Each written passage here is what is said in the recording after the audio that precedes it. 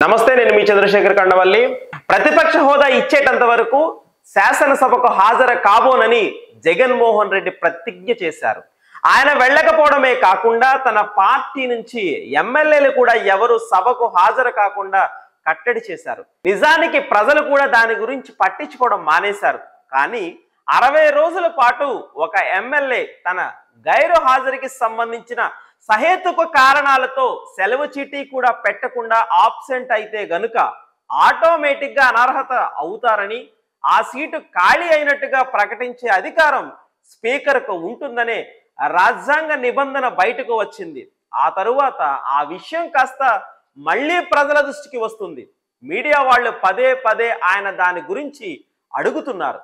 జగన్ గారు కూడా ప్రతిసారి అమాయకంగా తన డిమాండ్ మొత్తం వినిపిస్తున్నారు.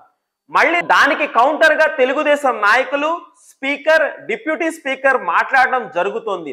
ఈ చర్చలన్నీ కూడా జగన్ మొండి పట్టుదలతో సభకు వెళ్ళడం లేదు అనే సంకేతాలను ప్రజలకు మళ్ళీ మళ్ళీ గుర్తు చేస్తున్నాయి.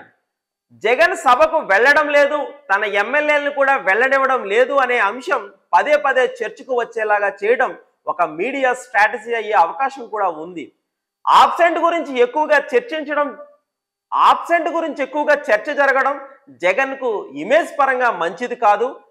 ప్రతిపక్ష హోదా ఇచ్చేదాకా సభకు వెళ్ళను, వాళ్ళు ఏం చేసుకుంటారో చేసుకోమనండి అని జగన్ విసురుతున్న సవాళ్లు మీడియా ముందు గంభీరంగా చెప్పుకోవడానికి మాత్రమే ఉపయోగపడతాయి తప్ప ఆయన ప్రతిష్టను పెంచడానికి కాదు. అంతేకాకుండా ప్రజల పక్షాన పోరాడుతున్నానని ప్రజలు నమ్మేలా చేయడానికి గాని ఉపయోగపడవు.